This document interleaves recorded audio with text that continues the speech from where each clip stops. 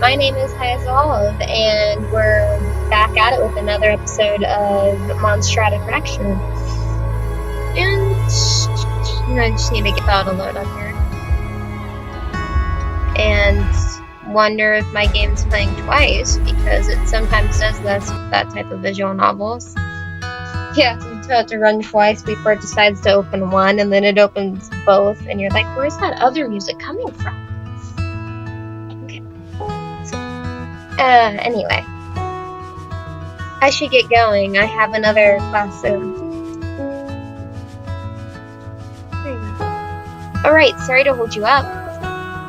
Don't apologize. I'm the one who got involved. I'm glad it turned out okay. Maybe we can talk again soon? Yeah, sure.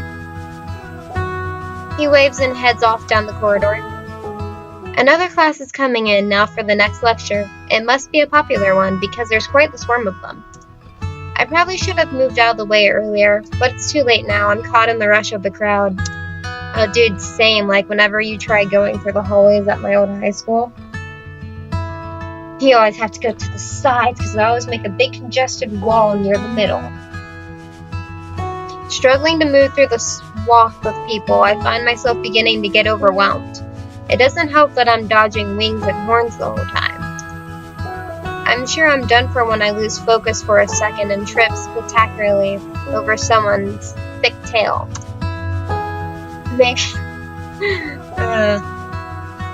I could make a pretty dang good reference there. Maybe that would have been the end of me if a bony hand didn't appear in front of me and pull me out of the way of traffic. Sans, is that you?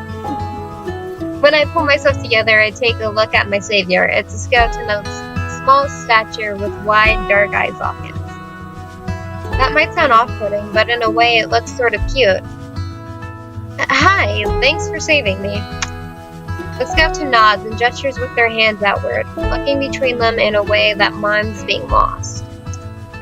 Are you lost? They shake of the head and they point at me. Oh, me, I'm not lost exactly. They tilt their head and I get the impression they don't believe me. Oh, he's calling out my bullshit, guys. I'm sorry, I think I'm being rude. Hi, I'm Sawyer. The skeleton points at their teeth. It takes me a moment to figure out what they're indicating. Then I realize that their jawbone is missing. Oh, you don't have a jawbone. Does that mean you can't talk? The skeleton nods. Would it help to have something to write on? Another nod. I dig through my bag to find a pencil and paper. I do find the syllabus from the lecture, but it seems I've lost my pencil at some point. Probably in the rush of the crowd, or maybe in the lecture hall. I'm sorry, it looks like I've dropped my pencil somewhere. Oh, what about this? I pull out my phone and open a memo app, handing it to them. They stare at it in confusion. Oh no, that's just mean. They're a skeleton. They don't have flesh on their fingers, and it's heat sensitive. Oh, it works like this. I type out, "Hello world," as a quick demonstration. The skeleton nods excitedly and starts to tap on the touchscreen, and then stops. And looks pissed at me. And taps again, a bit more frustrated. What's the matter? Don't have thumbs. I look at the screen and realize the problem. A skeleton doesn't have flesh to operate the conductive screen, so it's the equivalent of using a pen as a stylus, which I've actually seen people do. Like, you don't know how many times I've seen my grandpa try and do that before. Okay, what if you point to the letters and I'll type them?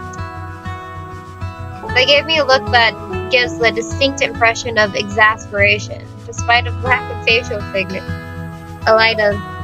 features, but dutifully tap the D key. I type it in. Deca. Deca? They nod. Good thing it's a short name, huh? They rattle a bit, might constitute laughter. They start pointing at keys again, and I tap along behind them. You lost. Still determined that I'm lost, huh? Well, I'm not exactly lost. I guess I could use some pointing in the right direction, though. Later today, I have a class in 309A. Could you show me where it is if you don't mind? Deca nods and takes my hand again. The bones are smooth and cool, and not nearly as creepy as you would expect of holding the hand of a skeleton. I find myself wondering how an animated skeleton comes to be. Was Deca human like me once? I have one word. Necromancers. I'm almost tempted to ask, but something about that seems like it would be extremely rude. Not to mention the process of getting a full explanation would be tedious. They lead me through the maze of corridors, and I focus on remembering where things are, hoping I won't actually get lost later. This place is huge. People probably get lost in here all the time, huh? I just really want him to look at me and be like, no, it's just you. Deca nods and gestures to a door just ahead, 309A. Oh, we're here. Thank you for showing me. That was helpful. I can't ask you to hang out right now. I'm sorry, I already accepted. Although this game does something interesting where if you physically ask to hang out with someone after you've already accepted someone's invitation, they'll look annoyed at you and be like, aren't you already hanging out with someone? And then you'll be like, yeah, well, I could not hang out with them and hang out with you instead. And they're like, that's messed up. I don't know if he would, I don't know how Deca would nod it, but that's basically was Kalian's reaction when I tried that. And here I thought the first time that I wasn't blowing the other person off, but I was just like, hey, can we hang out later sometime? I already have a plan, but another day, bro? Well, it was nice meeting you. Maybe I'll see you around again. Deca nods. Okay, cool. See you later, Deca. I wave and I leave. As I leave, and Deca waves back. Today was an even weirder day, so I guess it's time to call Dad. Ring ring. Hello? Mom! Hi, it's me. Oh, hi, sweetie. I was wondering how soon we would hear from you. How are you? I'm great, still settling in, but everything is going well. Make any friends? Anything exciting happen? Well, I just ran into a bunch of monsters, but, you know... they don't like it when I call them that, so I ran into a bunch of interesting people. Well, now that you mention it. Yes? Oh, could I, talk to Dad? He's with a client. What do you need to talk about? I mean, nothing important. I just wanted to talk to him about something. Something you can't tell me about? It's not that I can't. I just... You know, you make fun of me, you call me crazy and lock me in a loony bin. I try to say that lightheartedly, but I probably didn't succeed as well as I would have liked. Why would I make fun of you? Oh man, I wish I'd handled this better. Well, you know, it's about Dad's dumb magic stuff. What about it? She sure sounds serious now. Nothing important, just some stuff. You're worried about the building being haunted? Well, not exactly, just some odd things happened today. Odd things. I might as well just tell her I'm not getting out of this. I saw some weird students, that's all. I mean, not trying to be rude or anything. I mean, they looked like, I don't know, kind of inhuman. She's quiet for a long time. Maybe I made her angry. Oh, the serious music's playing now. You probably just imagined it. You should ignore it. But they're cool looking. No, Mom, I really saw it. I wasn't imagining it, I'm sure. Her voice is firm, almost angry. You were imagining it. Something about her tone makes me want to argue with her. How does she know whether I saw it or not? Mom, really, I saw a guy with hooves in class and another guy's with feathers in the hallway. And talons for hands. I mean, how does he use smartphones either? Forget about it. You didn't see anything. Why are you arguing with me about this? She sighs. I should have prepared better for this conversation. I didn't want to believe I'd ever have to have it. What are you talking about? You have to ignore them, sweetheart. The creatures? Even if you see them, you have to ignore them. Eventually they'll go away, okay? Ignore, but they're so cool. So wait, what's wrong with me then? Am I delusional? You're not delusional. You're just seeing things you shouldn't. It's not your fault, and there's nothing wrong with you. You just have to ignore them, and they'll go away, okay? Go away.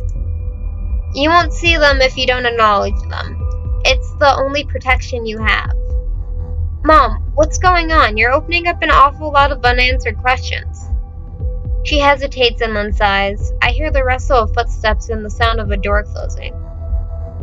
What I'm about to tell you, you can't repeat to anyone, not even your father. Why not?